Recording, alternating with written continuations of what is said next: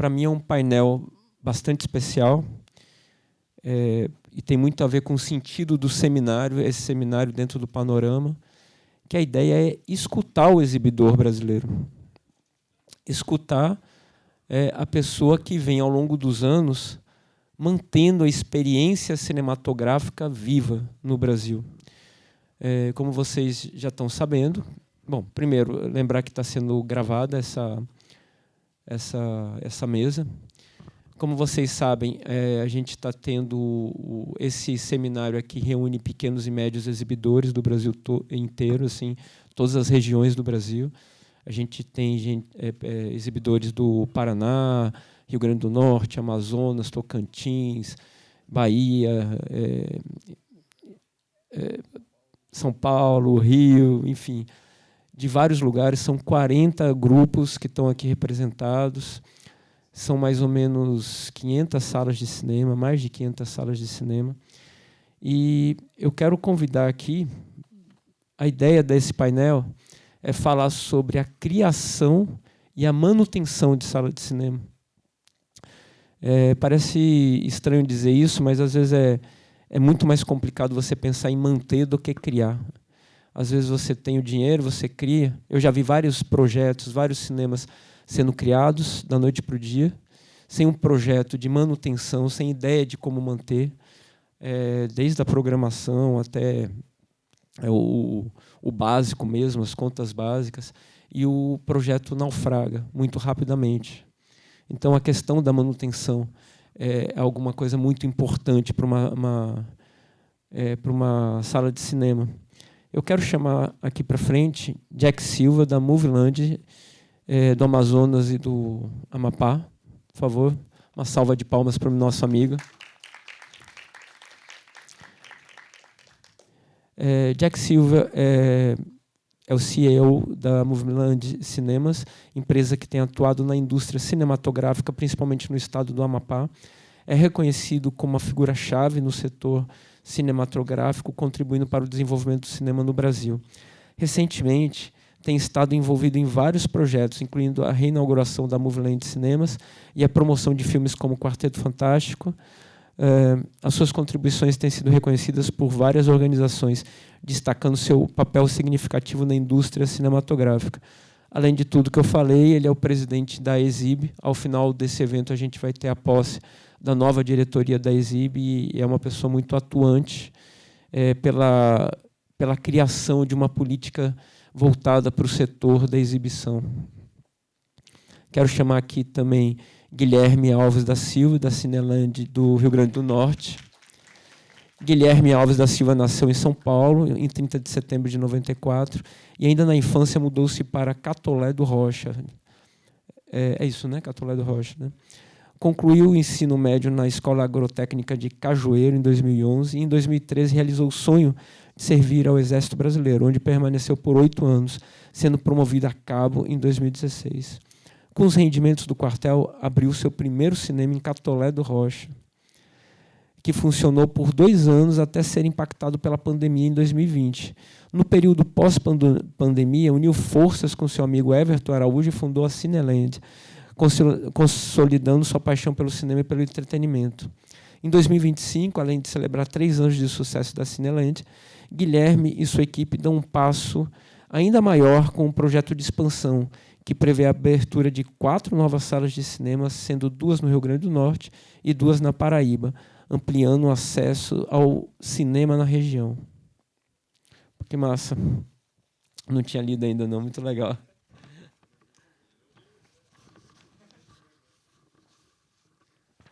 E, para finalizar, quero chamar o Samuel Marota, do Centro Cultural Unimed, BH, de Minas. Ele é o mais humilde, só tem 3 linhas aqui para ler. Samuel Marota é programador e curador das salas de cinema do Centro Cultural Unimed, BH, Minas, diretor dos longas-metragens Estado e Sítio, Semana Santa e Baixo Centro, vencedor da 21ª Mostra de Cinema de Tiradentes, tem sofrido muito nos últimos anos torcendo para o Cruzeiro. Isso daqui não estava aqui, não. Bom, obrigado. É um prazer muito grande ter vocês aqui. Samuel Marota está virando sócio do Panorama, segundo ano consecutivo, inclusive, que está aqui. É um prazer muito grande. Jack, eu falo muito com ele, a gente não se conhecia pessoalmente, a gente fala praticamente diariamente. É uma pessoa, um ativista do cinema, da sala de cinema. E assim, também quero entender aí do Guilherme como foram esses salários que ele ganhou do Exército aí para conseguir abrir a sala de cinema. A gente está ganhando bem no Exército aí. Bom, então eu passo para Jack, por favor. Eu queria que você falasse um pouco da sua experiência de montar uma sala de cinema, de preservar essa sala de cinema lá tanto no Amazonas como no Amapá. Boa tarde a todos. É com prazer que eu estou aqui pela primeira vez no Panorama, né? E pela primeira vez a gente está falando de exibição aqui no Panorama. Isso é essencial, né? São os elos da nossa indústria audiovisual. Não gosto de falar cadeia, né? Então, assim, a nossa indústria audiovisual brasileira, né? Então é muito importante a gente ter essa integração realmente entre produção, distribuição e exibição. Primeiro eu queria dizer, né, a minha família ela é envolvida com cinema há muitos anos, né? Tanto meu avô quanto meu pai iniciou essa história de cinema na década de 70, no interior do Pará, numa cidade pequena que é Vigia. Né? Vigia hoje é uma cidade pequena, você imagina antes, né? Mas naquela época o cinema era muito mais fácil de ter público, etc. Né? Então, naquele período, inclusive o próprio cinema, para você ver, o cinema era tão diferente que o nome do cinema lá era Cine Monarch. E esse nome Monarch veio justamente porque eles alugavam bicicletas naquela época e a principal marca que eles alugavam era Monarch. Então, ele passou justamente, criou um cinema lá do lado da casa deles, né, e colocaram o Cine Monarch. Posteriormente, ainda na década de 70, foram para o estado do Amapá, onde eles passaram a se estabelecer, a criar vários cinemas, né? Tanto meu pai passou a ter cinemas dele, o meu avô com o cinema dele também, Cine Equatorial, Cine Veneza, Veneza 2, Cine Colômbia e tantos outros que foram feitos por lá, até que em meados da década de 90, o meu pai meio que saiu desse setor de exibição, porque ele já trabalhava com casa de show noturno, era a principal casa de show no estado, e estava começando a chegar a locadora, então ele não acreditou. Né? E isso já fica, de certa forma, com um fato bem interessante. Porque o cinema, primeiro, eu queria deixar logo de cara, o cinema nunca vai morrer. O cinema vai estar sempre vivo. Veio locadora, aí o meu pai abriu mão porque tinha um outro negócio que estava rentável. Né? Posteriormente, veio um outro rapaz, que foi o Isaac Alcolumbre, lá dentro do estado do Amapá, que criou e, na realidade, levou, né, abriu um cinema e colocou o nome de Cine Imperato, em até homenagem ao Cine Imperato que existiu no Rio de Janeiro. Né? O mais recente voltou, enfim, mas era um cinema tradicional do Rio de Janeiro. Né? E aí ele se estabeleceu durante muitos anos ali pelo estado do Amapá, e posteriormente, em 2006, ele saiu do cinema, e aí eu tive a oportunidade, né, junto com meu pai, de observar. Eu tive um evento no prédio onde era o cinema, ali, né, num cinema de rua, né, e o prédio estava solto, né, não tinha ninguém operando o cinema ali, mas ocorreu um evento que teve exibições, tudo mais de anime e tudo mais, e eu participei. E aí o meu pai falou assim, poxa, eu estou precisando de um outro negócio. Né, isso já foi em 2007. E eu falei assim, pai, olha, por que o senhor não volta a trabalhar com cinema? Tá ali, o espaço cinema está pronto, eu fui lá. Aí, não, porque o fulano disse que estava tudo destruído lá. Tá pronto, eu fui lá, eu vi. Então, teve um diálogo logo na sequência, né? E aí a gente teve a oportunidade de abrir em 2007, em agosto de 2007, o Cine Imperator em Macapá, de volta, né? O que a gente denominou de novo Cine Imperator, pela nova administração e etc. Né? Naquela época, e eu acho que talvez tenha um pouquinho, daqui a pouquinho o Guilherme vai falar sobre esse dinheiro dele do Exército aí, né? E eu acho que tem um pouquinho a ver com o que eu vou falar, porque assim, quando a gente tratava em 35mm, era mais fácil você fazer investimento em cinema. Hoje é muito mais complexo, porque para você fazer aquisição de um equipamento de cinema, de som, é muito mais complicado. Quando eu comecei a trabalhar com cinema, justamente lá em 2007 para 2008, né, que eu comecei justamente com a questão de programação e passei a administrar na última semana de 2007 para 2008. Né, e aí foi quando eu comecei a cuidar do Cine Imperator, ali lá em Macapá. Né, e naquela época a gente usava o 35mm, já modernizado para o Xenon. Né, muitos cinemas no Brasil hoje ainda utilizam o Xenon. Aqui, essa sala é laser ou é Xenon? Essa ainda é Xenon. Né? Então, assim, o Brasil está passando pelo processo de modernização agora para a fase do laser. Né? Aliás, o mundo todo, que é muito dispendioso. Né? Os projetores Xenon estão começando a ter uma vida já mais desgastada, tudo mais. E naquela época, a gente usava projetores 35mm, ainda não era digital, né? E a película com a adaptação, que era justamente o Xenon. Né? Mas aí fica aquela questão, sabe como é que a gente usava processador de áudio? Mais cedo a gente estava falando aqui da Dolby, da modernização e tudo mais. Eu cheguei a utilizar no meu cinema, lá em Macapá, processador de áudio, o Receiver. Só para você ter uma noção. Era um cinema comercial, a gente tinha todas as dificuldades, as caixas de som eu não sei, naquele momento eu não reconheço qual era a marca, né? Mas a gente chegou a utilizar Receiver, de casa mesmo, sabe? Comprava um receiver da Sony, da Yamaha, e colocava para fazer distribuição do áudio, e funcionava. Né? Hoje em dia, não. Hoje em dia tem uma exigência muito grande. Né? Tem que ter processador de áudio naturalmente Dolby, tem JBL também no mercado, que foi lançado recente, tem a GDC também, que está oferecendo processadores de áudio, mas, naturalmente, a Dolby é a mais popular. Isso é inquestionável, inclusive, meus processadores são todos Dolby. Então, assim, naquele momento, o Eduardo já comemorou ali assim, mas é verdade, né? Eu tenho guardado um GDC, não usei ele, tá? Eu uso o Dolby mesmo, realmente. Né? Então, assim, aquele momento ele foi mais prático. Né? Eu lembro de algumas situações, porque assim, nunca foi fácil. Né? O cinema, a gente tem falado muito da questão sazonal. Né? Hoje em dia está mais perigoso e está mais complexo, porque a gente teve uma pandemia que gerou um comportamento diferente na população. Mas, naquela época, a gente já tinha os momentos de altos e baixos. Né? Então, você tinha que se resguardar para os momentos de baixa, para você poder se manter, pagar as contas, tudo mais. Né? Então, assim, o investimento em tecnologia era muito complexo. E aí foram se passando os anos, né? 2008, 2009, 2010... Quando chegou em 2011, eu peguei e falei assim, olha, agora eu vou ter que começar a fazer modernização, eu preciso mudar as coisas. Então, eu fui atrás, consegui um empréstimo no banco, comprei poltronas novas para uma sala, a outra ainda ficou com poltronas as velhas que estavam. Né? E aí eu fiz uma outra situação, porque já começava a se falar naquela época do 3D. E ficou aquela história, 3D, 3D, 3D, 3D, 3D. Os cartazes dos filmes todos já vinham escritos em 3D nos cinemas. E teve uma situação comigo que eu carrego isso para a minha vida, porque é o seguinte, eu me senti desafiado, viu, Cláudio, Guilherme, Samuel? Eu me senti desafiado.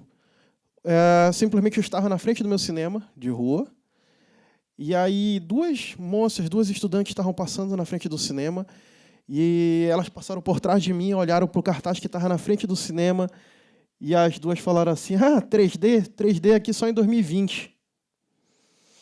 No mês seguinte, eu, terminando de curar de uma catapora, porque eu peguei catapora adulto, né, fui para São Paulo, ainda cheio de mancha no rosto, e fui pesquisar mais sobre isso. Então, eu descobri que tinha um 3D chamado 3D Filmico. E esse 3D Filmico era película 3D. Não era uma película normal, 35mm. Ela era um pouco diferente. Era 35mm, na realidade, mas ela era um pouco diferente, porque ela tinha os dois olhos nela. Né? E aí, o que aconteceu? Mas tinha uma lente que era adaptada para isso, que era justamente a Cinecolor que estava comercializando. Então, eu fui até a Cinecolor, fiz a aquisição disso, e 2 meses depois eu estava lançando o 3D em Macapá. Né? Então, em outubro de 2011, eu já estava colocando o 3D em Macapá. Só que não dava para parar por ali. Né? Eu parei, observei, troquei também, na ocasião, o projetor 35mm para um mais potente, por conta da luminosidade. né? E aí o que acontece? Nesse momento, 2011, né? Outubro de 2011, 11 de outubro de 2011, eu lembro bem a data, né, que a gente colocou com o Rap Fit 2, o 3D lá, o público se agradou muito, a gente fez reprise de Harry Potter, fez Premonição 5, fez reprise do Lanterna Verde na época, né, que eram os filmes que estavam no momento, que tinham o 3D em Filmico, não eram todas as distribuidoras que trabalhavam com esse formato, era só mesmo a Warner e a Paramount, que tinham conteúdos nesse formato. Então, eu parei e analisei assim, olha, eu não estava satisfeito com aquela questão. Então, assim, em 2012, eu resolvi deixar de lado esse projetor 35 com o 3D Filmico e coloquei o meu primeiro projetor digital 3D. Né? E aí eu comecei a ver que a mudança era grande, né? A luminosidade era grande, o público aderiu ao meu cinema. Né? E a adesão do público ao meu cinema fez com que eu pudesse ter, naquele momento, uma possibilidade de melhorias e também a manutenção do meu espaço. Né? Aquilo era uma novidade, eu era o único dentro do meu estado. Em 2013, eu passei a ser o primeiro exibidor de pequeno porte no Brasil, do norte do Brasil, a estar 100% digital. Eu não esperei, na realidade, a digitalização que começou através dos programas do governo federal, inclusive, em 2014, né, quando teve a linha, onde teve o VPF, eu não utilizei VPF. Né, foram tudo empréstimos bancários, muito difícil. A gente sempre tem falado que o exibidor ele vive pressionado o tempo todo pelo comprometimento da renda dele, porque são muitos empréstimos. Né, grande parte dos exibidores sabe muito disso. Né, são empréstimos e mais empréstimos que comprometem a renda, no final das contas. Né? A gente hoje vive um momento justamente que, por exemplo, pós-pandemia, onde teve exibidores que pegaram recursos para manter o espaço aberto e que hoje estão sofrendo para ter que pagar tudo mais essas dívidas. Né? Então, assim, dando sequência, eu abri um outro cinema em 2015, né, que foi dentro do shopping, que talvez tenha sido deixar o meu cinema de rua de lado, pode ter sido uma das grandes falhas da minha carreira dentro da exibição, porque aquele cinema até hoje o público pede em Macapá, mas é um espaço que já está ocupado por outras situações. E assim, o shopping a gente tem outras situações, tem outros compromissos, né? É sempre muito complicado trabalhar dentro de shopping, mas a gente busca fazer o nosso trabalho. Em 2018, eu fui para o interior do Amazonas, né, uma cidade onde tinha cinema, e eu justamente cheguei a um cinema de rua que tinha sido feito lá na década de 60, 70, né, e ele tinha sido reaberto em 2012, no 35mm, e o que aconteceu? Esse cinema, quando foi em 2014... eu já estava começando meio que essas questões de diálogo com vários exibidores pelo Brasil. E eu tive a oportunidade de alertar alguns amigos, olha, mudem para o digital, participem da digitalização que vai começar a ocorrer, porque senão vocês vão ficar sem filme, vocês vão ter que fechar o cinema. Itacoatiara foi um exemplo que aconteceu. O Regilson, lá na Paraíba, que o Guilherme conhece bem, é bem próximo dele, né, que é uma cidade de 20 mil habitantes, o Regilson, eu chamei ele também, falei, Regilson, ó, vem aqui, se você não digitalizar, você vai perder o seu cinema. E até hoje o Regilson está no mercado. Né? Lá em Itacoatiara foi diferente, eles não acreditaram naquele momento e simplesmente acabou a película e acabaram fechando o cinema. O cinema fechou em 2014, mais ou menos, alguma coisa assim, lá em Itacoatiara, e eu reformei o cinema em 2018 e botei digital lá. Então, assim, a gente já fez uma mudança radical dentro da cidade, apresentando uma forma diferente, com lançamentos. Hoje, damos continuidade ao trabalho, graças à Lei Paulo Gustavo. Tá? Eu sou muito grato. Né? A gente sabe que a Paulo Gustavo não chegou para todos os exibidores. Né? Infelizmente, a forma de trabalhar de alguns gestores fez com que impedisse que chegasse. Né? Mas, assim, eu tive a oportunidade de que a Paulo Gustavo me auxiliasse, tanto no Amazonas, com a reabertura, e sendo um dos cinemas mais modernos do estado do Amazonas hoje, com um servidor Dolby IMS 3000, né, com um processador de áudio CP, eu acho que é o 950, nem lembro, ou é o 850 ou 950. Eu sei que eu nunca tinha tido esse processador, mas eu comprei junto com a minha querida, o meu querido Luiz, lá da Centauro, né? A Centauro me atendeu muito bem lá e me equipou, né, com equipamentos da máxima qualidade, né? Projetor Christie, né, laser também.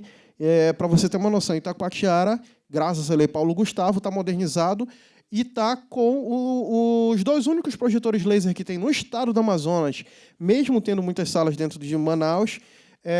Tem um UCI que tem laser, e nós, no interior do Amazonas, nós temos laser também. E a Paulo Gustavo também me auxiliou em Macapá agora. A gente ocorreu da reinauguração, onde eu tive o prazer de ter a presença tanto do Laporta, que é diretor da Christie, quanto do William, que é da Universal, da Warner, do Pedro Colceiro, que é produtor paraense, e também tive a presença, claro, da nossa querida Joelma, né, que é uma pessoa que tem feito um trabalho fantástico dentro da Secretaria do Audiovisual, para poder auxiliar, né, a gente na manutenção. Né? O trabalho é muito grande, mas eu tenho acompanhado, né, eu estou dentro do Conselho Superior do Cinema também, então, assim, eu tenho acompanhado e a gente tem trabalhado muito para que possa chegar apoio à exibição, né, principalmente os pequenos exibidores, porque a gente sabe que estar em cidades pequenas é muito complexo. É muito complexo. Então, assim, a gente tem trabalhado muito em relação à manutenção dos complexos. Tem sido muito complexo por essas questões de sazonais. Tem um momento que a gente tem arrecadação, tem um momento que a gente não tem nada. Né? A gente tem vivido aí nos últimos meses agora, por exemplo, final de janeiro, fevereiro, março, arrecadações muito baixas. Pelo menos eu falo por mim, e eu sei que muitos exibidores pequenos estão na mesma situação. Não é o caso de alguns exibidores que expõem isso, tudo mais, e que estão nas estatísticas. Né? Então, assim, a gente tem buscado muito trabalhar nesse sentido, né, de buscar apoio, porque, acima de qualquer coisa, a gente precisa garantir que os cinemas... abrir novas salas, mas a gente tem que garantir que os cinemas se mantenham vivos. Né? Eu vou passar para o Guilherme aqui, que eu já falei bastante, mas eu estou aberto aqui também às outras situações. Enfim. Obrigado, Jack. Eu não sei o que aconteceu depois da fala do pessoal da Adobe, vocês ficaram juntos lá, mas parece que todo mundo vai fazer agora propaganda da Adobe aqui. A conversa foi boa, né, Edu? Legal lá. Muito bom. Por favor, Guilherme. Boa tarde a todos, né? Satisfação imensa estar participando aqui do seu evento, viu, Cláudio? Parabéns pelo gigante evento que você está fazendo aqui, e tem um apoio significativo para manter o cinema vivo, né? Jack falou já com todas as palavras que o cinema vai continuar existindo, mas a gente tem que continuar fazendo a nossa parte, né? Para poder que isso realmente se concretize e ocorra da melhor forma possível. Falar um pouco sobre a minha trajetória, que você ficou bem curioso, creio eu, sobre essa questão aí do salário do Exército e tudo mais. Mas eu queria tocar primeiro na seguinte situação, a questão do poder da publicidade. Para mim, a publicidade que eu nunca vou esquecer é justamente estar na casa da minha avó assistindo aquela publicidade. Você vai completar 18 anos, se aliste agora no Exército Brasileiro. Aquilo dali, desde 5 anos, para mim, era a realidade que eu queria para mim. Vestiu camuflado, enfim, pular de paraquedas, só que esse negócio do paraquedas nunca existiu. Em Catolé do Rocha. Aí o que aconteceu? Completei 18 anos, fui servir o Exército Brasileiro na cidade de Caicó, Rio Grande do Norte, e lá a gente tinha um hábito de juntar um pessoal e ir para Patos, para assistir os filmes lá em Patos, né? Só que uma outra publicidade que eu via e, de certa forma, me tocava, era quando eu era criança, passava o trailer do filme na TV aberta, aí eu no final, somente nos cinemas. E eu não tinha acesso à sala de cinema. Eu morava num local que, num raio de 300 quilômetros, não existia cinema. Então, era praticamente impossível assistir filme em cinema. E quando fui para o quartel e tinha essa prática de a gente estar sempre indo a Patos, assistir os filmes e tal, eu fiquei com aquele negócio, rapaz, e por que não lá em Catolé do Rocha, né? Eu enxerguei potencial, só que eu não sabia de custos, né? Não sabia o preço de um projetor, para mim seria qualquer data show daria certo, uma caixa de som no canto, enfim. E o que aconteceu é que a gente arrumou um espaço lá em Catolé do Rocha, Começamos a obra, só que a gente não sabia o valor de equipamento. Aí já tinha feito a arquibancada, já tinha feito a parte acústica e tal. E começamos com alguns e-mails, né? Começamos a falar com o o Lucas da Santa Clara. Aí me passou lá um orçamento do projetor R$200 mil. Eu falei, meu Deus do céu, agora me quebrou, viu? Mas e as formas de pagamento? Ele falou, pronto, você me manda a metade agora e quando chegar você me manda a outra metade. Eu falei, não tem como, não tem como. E lá vamos para o banco. Eu recebia um salário razoavelmente bacana, juntou com alguns meus sócios também. Cada um contribuiu como podia com o banco. E entrou o Valdivino na jogada. Acho que o pessoal mais antigo do cinema deve conhecer o Valdivino lá de Goiás. E ele tinha um projetor DP100, série 1. Ele falou que nem sabia se ele funcionava. Ele falou, vou ligar aqui e vou ver se ele pega. Se ele pegar, pode vir buscar. Eu falei, beleza. Aí ele colocou lá na tomada, funcionou o projetor, colocou lá numa van e mandou para Catolé do Rocha. Aí chegou lá, a gente fez uma oração em cima desse projetor, ele vai ter que pegar. Ele me vendeu por R$75 mil. A gente conseguiu 50 mil no banco, mandou para ele esse valor de entrada e ele nem me conhecia, nunca nem vi esse cara pessoalmente. Acho que é um fantasma que existe aí no cinema e ele queria ver essa coisa acontecendo também. Então, a gente pagou o restante com o funcionamento do cinema. Só que aconteceu, durante esses 2 anos em Catolé do Rocha, graças a Deus o projetor nunca deu problema de nada. Nada. O DP100. Foi boa a oração. A gente trocou uma lâmpada, acho que 1 ou 2 vezes a lâmpada. Aí veio a pandemia, né? Foi um soco no estômago, faltava 2 anos, 3 anos para sair do quartel. E eu fiquei tipo assim, poxa, tudo que eu peguei de compromisso, que eu trabalhei, que eu juntei, me endividei bastante, e agora foi tudo pro ralo. Eu não sabia que o projetor tinha que ficar ligando com uma certa frequência, e quando fechou mesmo foi final de março de 2020, foi 2 anos de funcionamento lá em Catolé do Rocha, eu vim ligar ele em novembro, ficou praticamente um ano inteiro desligado, e infelizmente o projetor... Ali foi caixão vela preta para ele. Aí eu falei, poxa, velho, agora eu vou achar outro rumo para a minha vida. Estou saindo do quartel. Aí fiquei muito seduzido fazer intercâmbio, aprender inglês, essas coisas e tal. Falei, vou para a Austrália. Vou me estudar inglês, vou aprender outra língua, outra cultura. Só que o meu sócio, que é o meu colega lá no quartel, falou, não, cara, você já sabe como faz essas coisas de cinema. Vamos abrir um cinema em Caicó, né, que é a cidade do quartel. Aí a gente foi lá, tal, falamos com o Lucas novamente, e o Lucas foi muito solícito junto com a gente, chegou a fornecer o projetor, como é que é o nome agora daquele, o Série 2, o 10S, bacaninha também, nunca deu problema, só trocamos a lâmpada também, e está funcionando até hoje lá em Caicó, foram 3 anos de funcionamento, e tem sido muito, muito gratificante, né, essa parte quando fala criar e manter uma sala de cinema, né? Criar, creio eu, que foi a parte mais fácil, mesmo com a dificuldade financeira, mas o cara tendo coragem, chega no banco, um agiota, dá um jeito, pô. Quem quer, dá um jeito, quem não quer, arruma uma desculpa. E a gente foi nessa premissa, né? Aí, obviamente, né, a questão da pandemia lá em Catolé do Rocha foi crucial para a gente fechar, infelizmente não voltar mais a funcionar em Catolé do Rocha. Tenho planos futuros para lá, porque fui criado naquela cidade, tenho planos de um dia voltar a funcionar o cinema lá, mas esse ano a gente vai abrir mais 4 salas de cinema. Nunca imaginei na minha vida estar participando do evento de cinema, estar falando sobre essa situação, né, de empreender em cinema, e é muito louco imaginar que estou aqui em Salvador falando sobre cinema, junto com os players do mercado. Muito obrigado.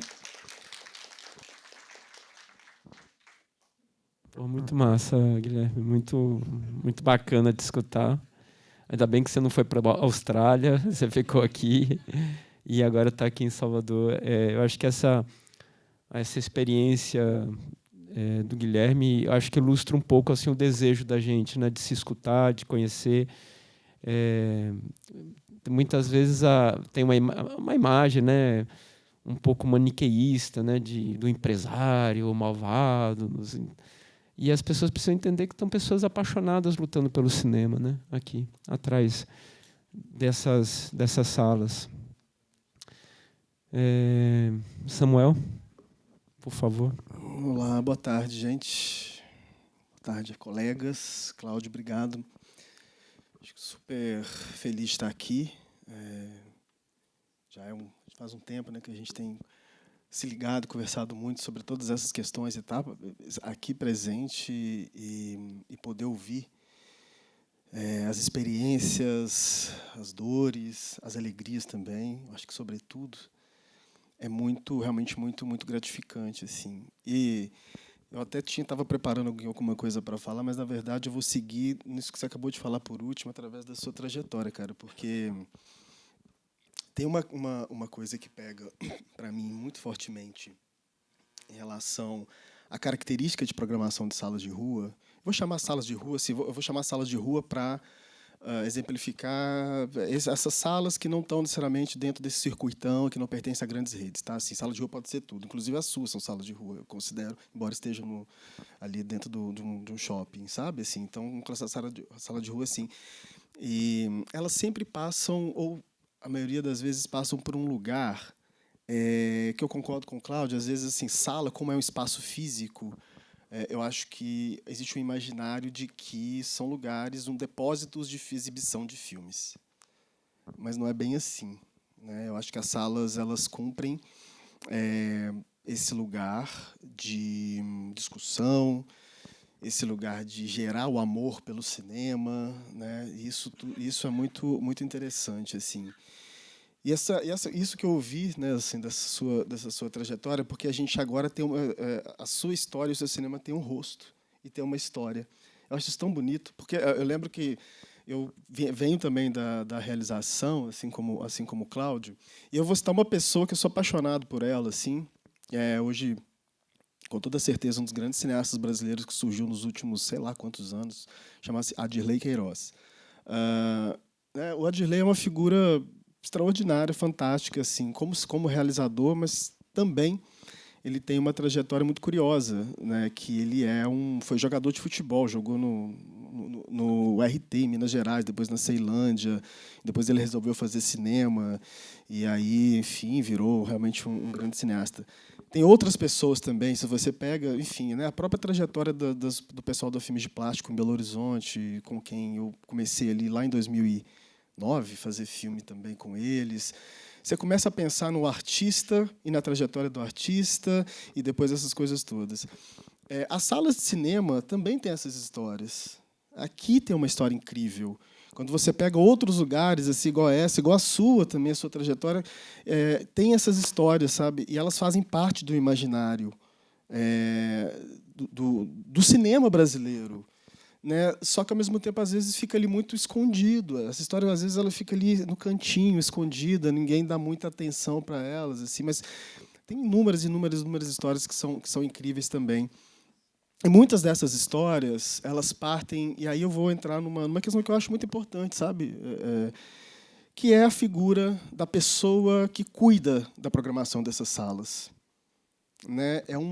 Eu particularmente venho da realização, mas eu vou te falar que acho que a profissão mais bonita que existe no mundo é de programador e cuidador de sala de cinema.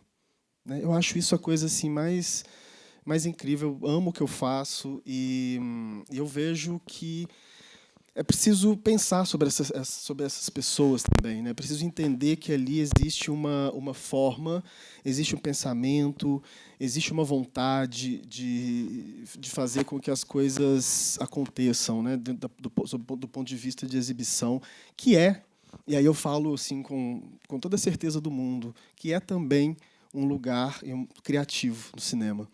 Assim como tem a realização, assim como tem a crítica, enfim, a direção de fotografia, a direção de arte.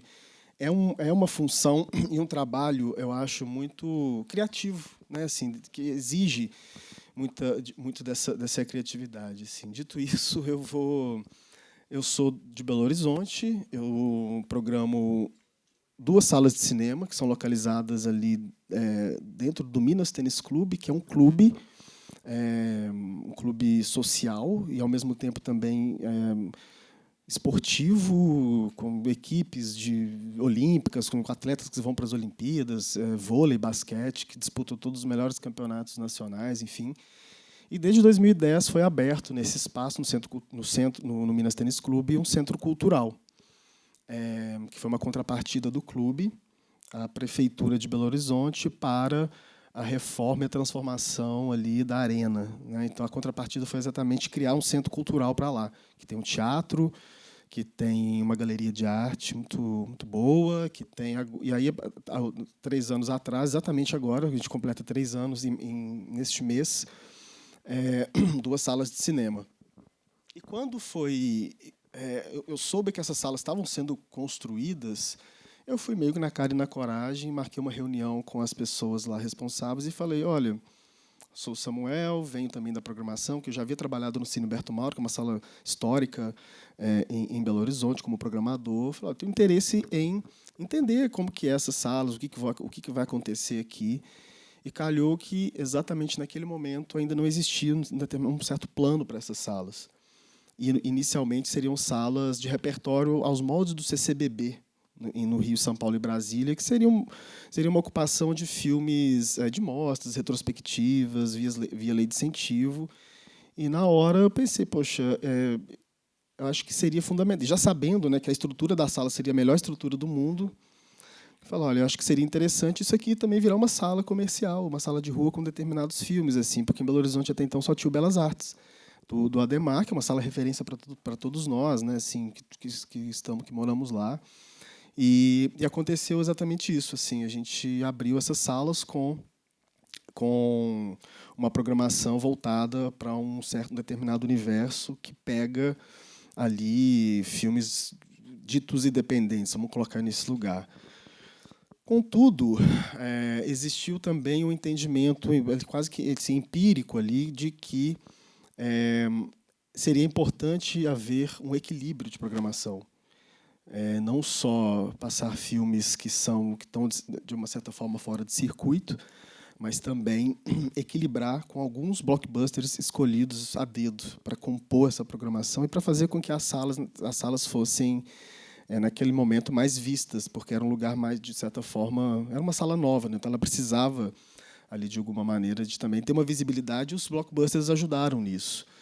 De modo que hoje a gente trabalha com esse equilíbrio, né? Esse equilíbrio de programação. Assim, enquanto você tem, por exemplo, lá a Barbie passando, você tem um filme do Júlio Bressani do lado em cartaz, e o filme do Júlio Bressani e a Barbie ajuda, de certa maneira, a dar visibilidade a esse filme mais independente, acaba uma coisa vai completando a outra. Então, acho que esse equilíbrio que a gente achou ali na programação foi muito importante para que as salas continuassem com uma média de público que eu considero excepcional, assim, né? Em 2023, nós tivemos 30 mil espectadores, o que eu já tinha achado um número assim muito bom, tendo em vista o tamanho das salas, né? Uma sala que não se pretendia competir com outras coisas, ela era uma existência. Já no ano passado, esse número subiu para 75 mil espectadores, mais que dobrou. E eu acho que esse resultado excepcional ele tem algo também assim daquilo que eu falei lá atrás, no início da minha fala, parte de uma vontade, parte de um pensamento de que aquele lugar é também um lugar não só um depósito de filmes em cartaz, mas é um lugar em que a gente eu faço muitas sessões para estreia, levo diretores e diretoras, tem muitas mostras retrospectivas, tem todo um trabalho feito para além das exibições de filmes em cartaz. E isso, de uma certa forma, ela marca um certo lugar ali dentro da cidade. As pessoas já começam a ver as salas como um lugar também de formação, e automaticamente esse público vai aumentando em função disso, assim, que sabe que ali ela vai encontrar alguma coisa interessante dentro do ponto de vista de programação. Eu acho que isso é fruto mesmo claro, de muito trabalho, mas ao mesmo tempo de um pensamento de programação mesmo, sabe? E é por isso que eu acho que há de ser valorizado, assim, isso também, esse lugar das salas de cinema, ela tá sempre atrelada a alguém que pensa a programação dessa sala de cinema. Então, a gente está falando de um lugar profissional também, né? Eu acho que esse pensamento, essa ideia vamos colocar assim, na falta de um termo melhor, mas de humanizar as salas de cinema é algo muito importante também, de colocar as salas de cinema num lugar criativo, num lugar de importância, e não só um lugar apenas de exibição. E quem é e quais são as salas e o segmento que fazem com que isso aconteça? Com toda certeza, são as salas de rua, né? Assim, e por isso eu acho muito importante esse evento aqui, porque para mim é um momento de alertar para as pessoas, de falar que nós salvamos o cinema brasileiro. Quem exibe o cinema brasileiro, quem divulga o cinema brasileiro, quem discute o cinema brasileiro somos nós. Não são as grandes empresas de exibição, que têm o seu valor também, óbvio, que têm o seu lugar. Mas quem faz a coisa acontecer somos nós, e não só os filmes que estão em cartaz, não só as pré-estreias, mas também com exibição de filmes históricos no Brasil. Agora a gente está numa onda muito interessante de filmes restaurados no Brasil. O Bodansky, ontem, um dos grandes nomes da história do cinema brasileiro, veio aqui para exibir na abertura do Festival Iracema, uma Transamazônica, que é uma obra-prima absoluta do cinema brasileiro. Tem outros movimentos muito interessantes, e vai ser distribuído pela Gulani. A Onda Nova, que é um filme também clássico ali de São Paulo, dos anos 80, está sendo lançado comercialmente. O filme do Mojica apareceu e foi lançado comercialmente. Então, assim, a gente também está nessa onda de uma difusão, que as pessoas estão entendendo que a difusão e a memória do cinema brasileiro ela também pode virar um negócio. Eu falo, essa palavra negócio é meio complicada, mas assim, ela pode ser também, além de um resgate histórico, ela pode ser também algo que se lucra com isso. Isso é muito, muito importante, assim. Então, eu acho que inicialmente é isso. São as primeiras palavras. Tinha outras coisas para falar aqui, mas eu prefiro abrir para a conversa. É um prazer enorme, gente.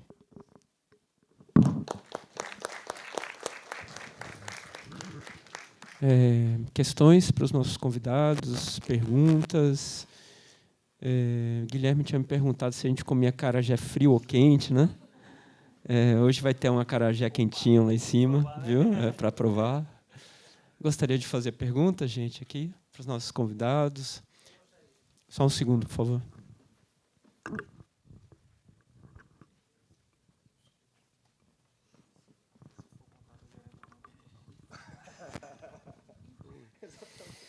Boa tarde, gente. Meu nome é Antônio Barreto, eu sou só um curioso, né? Eu gosto muito de acompanhar a movimentação do circuito exibidor brasileiro já há anos, né? Inaugurações, leis sobre assuntos. Uma reclamação recorrente que eu vi é sobre a questão da cota de tela, né? A pergunta, na verdade, vale para todos. Exercendo alguma pressão sobre o circuito exibidor, cria alguma dificuldade, né? Porque eu ouvi falar muito de que as forçavam, né? Comprometia a questão do rendimento dos cinemas. Eu queria saber dos senhores se a cota de tela, se ela ainda exerce alguma pressão ainda sobre o exibidor, em questão de administração, bilheteria. É isso. Boa tarde. Qual que é o seu nome mesmo? Antônio. Antônio, prazer, né? A gente está aqui falando sobre cinema e assim, é muito interessante isso, né? Porque a gente ouvia muito essas questões de cota de tela, e sempre havia uma discussão justamente de que o exibidor era contra a cota de tela, né? O que não é verdade, né? O exibidor nunca foi contra a cota de tela, ele é a favor de conteúdo, né? Quanto mais conteúdo a gente tiver, melhor, principalmente conteúdo comercial, né? Se nós tivermos conteúdos que possam levar público para dentro das salas de cinema, isso é fantástico. A gente teve recentemente uma greve de roteiristas lá em Hollywood, e isso afetou também, porque o cinema não vive só de Hollywood, né? Hoje nós temos o cinema europeu, a gente vai ter um festival europeu acontecendo agora no Brasil no final do mês, nós temos festival de cinema francês, nós temos o cinema Hollywood, nós temos o nosso cinema nacional, que a gente precisa estar o tempo todo abraçando. A cota de tela, ela não é um peso para o exibidor, desde que o exibidor saiba controlar a cota de tela. É uma das coisas que eu tenho colocado, né, e tenho falado com alguns amigos. Se você não está, ou, de repente, se você acha que você não está cumprindo a cota de tela, porque você está sendo controlado pela cota de tela, você não está controlando ela. Entendeu? Então, isso é muito importante. Eu particularmente, fiz Fiz parte de todas as discussões relacionadas à retomada da cota de tela, agora já para o ano de 2024, 2025. Tá? Então, assim, a gente teve diálogos, todos os diálogos foram de acordo em relação tanto à exibição, produção e distribuição, e a cota de tela agora ela é por sessão. Então, assim, isso facilitou muito para a exibição e eu acho que até para distribuidores também. O Samuel citou aqui alguns filmes clássicos que podem estar chegando, e eu acho que a própria cota de tela atual ela facilita ainda mais para isso. E aí você me pergunta por quê? Porque simplesmente eu posso fazer uma sessão, vou chamar de isolada, por exemplo, do Onda Nova. Eu posso programar no meu cinema lá no Macapá, de repente eu não tenho um público para ele, para ficar uma semana em exibição tendo um público constante. Mas eu posso ter público para o filme para uma sessão. E aí, eu programando essa sessão, ela vai cumprir cota de tela também, ela vai auxiliar na cota de tela. Então, assim, inclusive na questão da diversidade de títulos. Então, se a gente souber, como eu estava falando, eu criei agora, há 2 meses atrás, mais ou menos, uma calculadora. Não é que Excel mesmo, coisa simples, mas que qualquer exibidor no Brasil hoje que tem acesso a essa calculadora, o Guilherme já teve, enfim, você coloca todas as informações ali e você sabe se você está cumprindo a cota de tela, se você tem uma folga na cota de tela e o que mais você tem que cumprir durante o ano. Então, eu volto a dizer, a cota de tela ela só é ruim para quem deixa ser controlado e não sabe lidar com ela. Eu acho que esse que é o melhor ponto aí.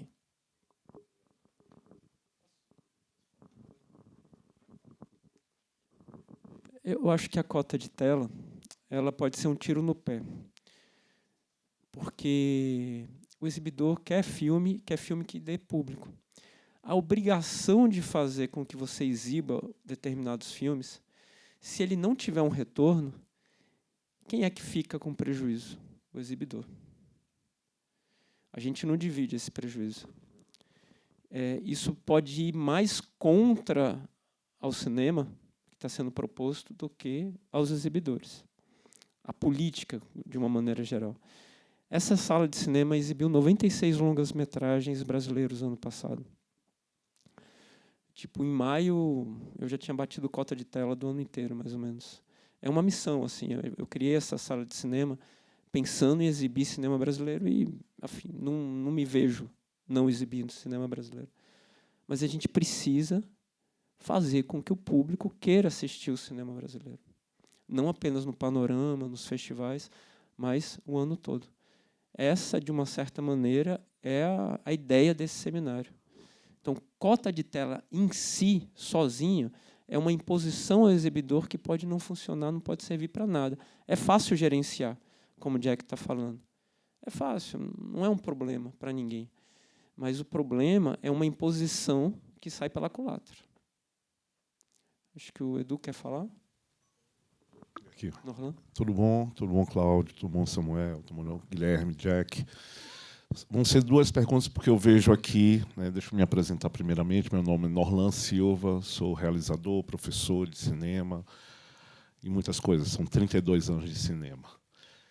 Eu vejo aqui, por exemplo, o Cláudio e você, Samuel, que tiveram uma expertise baseada num modelo de negócio que me interessa perguntar hoje, a década atual que a gente está vivendo, onde instituições grandes, aqui já houve o apoio da Meta, você está tendo o apoio da Unimed, se esse modelo de negócio ainda é permitido dentro de uma lógica que a gente está vivendo hoje, se é interessante a gente encontrar parceiros grandes que vão encabeçar.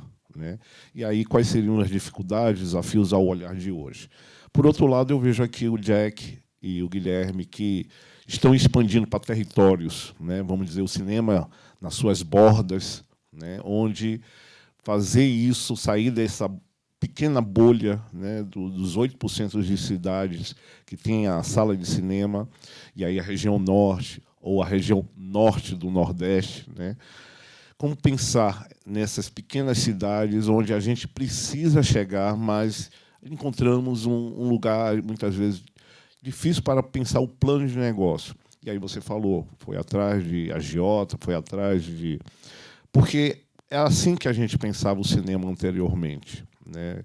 E aí, claro, com a lógica de editais, com a lógica do financiamento, a gente termina ficando muito mais preocupado, né? E a coragem se esvai. Então, como é que a gente poderia? Isso para o bloco, queria ouvir um pouco também da sua parte, Cláudio. E aqui, vocês. Bom, eu vou pedir para só 2 pessoas responder, tá bom? Aí o Samuel pode falar e escolhe. E aí a gente vai abrir mais uma pergunta e a gente vai ter que encerrar também. Não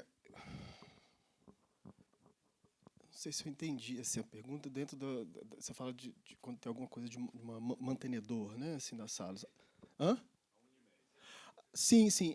No caso, bom, o cinema pertence ao Minas Tênis Clube, esse espaço. A Unimed, ela é o espaço que gerou a possibilidade do espaço ser construído, ou seja, é um naming right. Né? Então, toda a estrutura da sala, equipamentos, enfim, toda a estrutura, arquitetura, construção, foi financiado pela Unimed. Vejo como uma possibilidade interessante, assim, a partir do momento que dá-se essa importância, né, a sala, e eu estou falando especificamente de salas de bairro, de rua, né. Eu acho que é uma forma mesmo, isso que está acontecendo aqui hoje no Panorama, que a partir do Panorama, eu imagino mesmo que seja um ponto para a gente começar a pensar na importância cultural dessas salas de cinema, e também cultural, criativa e, ao mesmo tempo, rentável. Uma sala de cinema ela precisa existir também dentro desse contexto. E eu acho que seria muito interessante se cada vez mais empresas se interessassem em enfim, patrocinar essas salas dentro de acordo de naming right, coisas do tipo. Eu, particularmente, assim, eu não participei desse processo lá com a Unimed. Assim, eu entrei depois para fazer a programação e o pensamento de curadoria e tal. Então, assim, acho que talvez eu nem saiba muito bem contribuir para a sua pergunta no sentido de um embrião, de como que aquilo que aconteceu, das reuniões com esse patrocinador que fez o naming right. Né? Eu sei de algumas coisas, mas ela fica muito ali na chave do superficial. Mas, pelo menos, assim, é o que eu penso em relação a isso. Né? Acho que é uma ótima oportunidade, sim, interagir com essas empresas, entender e fazer com que eles percebam, né, a importância de uma cultural de uma sala de rua. Pode ser um caminho que eu vejo como um caminho possível, assim. Tá, boa tarde. A sua pergunta era mais ou menos sobre como manter, digamos assim, as dificuldades em pequenas cidades? Certo. Então, o que acontece, né? Eu pego muito do exemplo do supermercado Mateus, aquela grande rede, né? Que ele só abria em locais onde não tinha as grandes redes. Então, de certa forma, fica uma grande parcela da população que não é atendida. E a gente percebeu que daria para atender esse público. Atender o público e também, de certa forma, ter o nosso lucro, né? Através da Expocine do ano passado, tomei conhecimento da FSA, né? Nunca nem também tinha escutado falar sobre o Fundo Setorial do Audiovisual. A gente fez 2 projetos. Um para a cidade de Souza, na Paraíba, e a cidade de Currais Novos, no Rio Grande do Norte. Ambas têm em torno de 60 mil habitantes. Então, no Seridó Potiguar, né? Eu atendo na cidade de Caicó, que também é no Seridó Potiguar.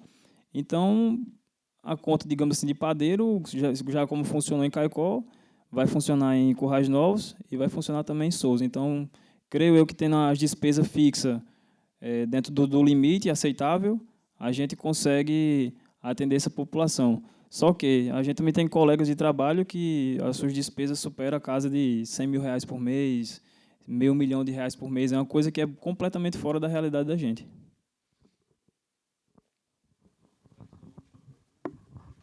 Olá, senhores. Parabéns aí pelo painel. Para os 4, tá? Eu queria endossar a fala do Jack no início sobre o quão difícil é o investimento na tecnologia, e não é para fazer média, não. É real, porque eu estou desse lado do muro e eu tenho noção clara dos valores das tecnologias. Quando a gente fala de um exibidor pequeno, o poder de barganha é reduzido. Uma coisa é o Jack vir falar com Adobe, Barco, Christie, qualquer um dos fabricantes de tecnologia para cinema, e ele, quero comprar um processador de som, quero comprar um projetor. É uma negociação. Diferente de um grande circuito, uma grande rede, que ele fecha um pacotão. Uma coisa é comprar no atacado, outra coisa é comprar no varejo. Ele vai lá, vem lá uma grande empresa, vou renovar processador de som para 20 salas, 30 salas, isso acontece. E ele tem poder de barganha com isso. Consequentemente, ele tem mais velocidade do que vocês para fazer a atualização tecnológica e até mesmo melhores condições. Então, novamente, só queria endossar essa fala, que eu realmente concordo com o que você fala. E, fazendo um gancho, que aí é a pergunta para vocês 4, que é em relação ao Recine. Observei que o Recine ele foi estendido até o final de 2029. Isso, até o final de 2029.